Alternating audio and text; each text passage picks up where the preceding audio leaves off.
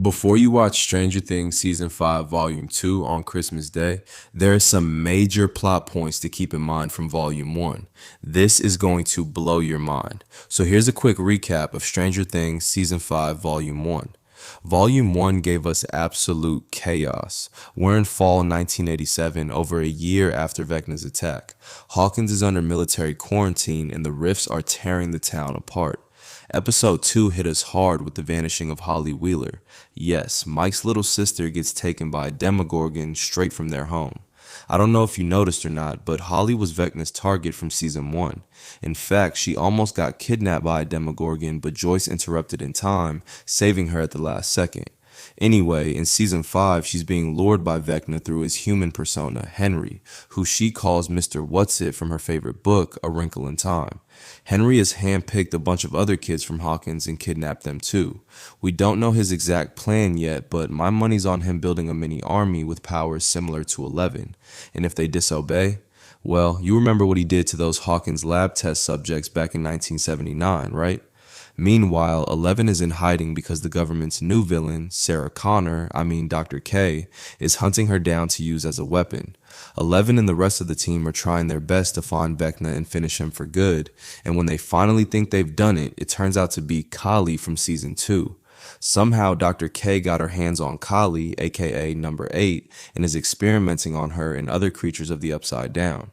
Kali is shown connected to a machine with blood drips and wires, which might explain why El's powers were neutralized by those satellites.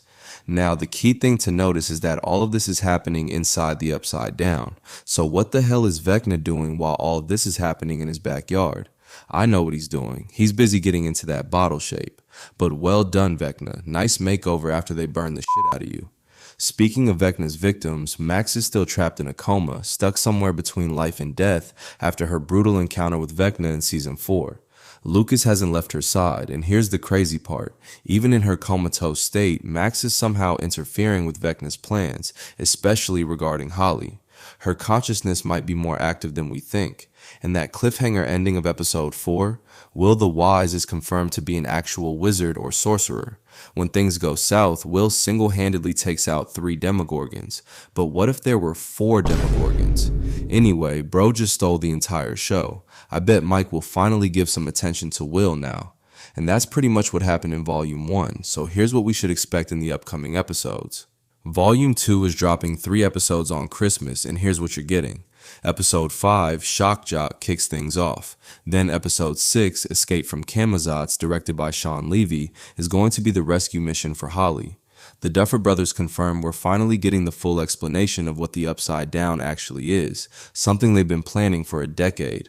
Will's powers are manifesting in new ways, though they're different from what you'd expect.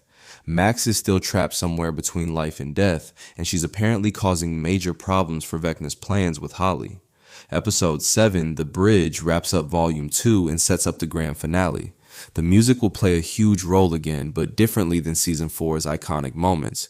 And remember, the series finale drops separately on New Year's Eve, and it'll even be shown in over 350 theaters across the US and Canada. Now, isn't that the best thing?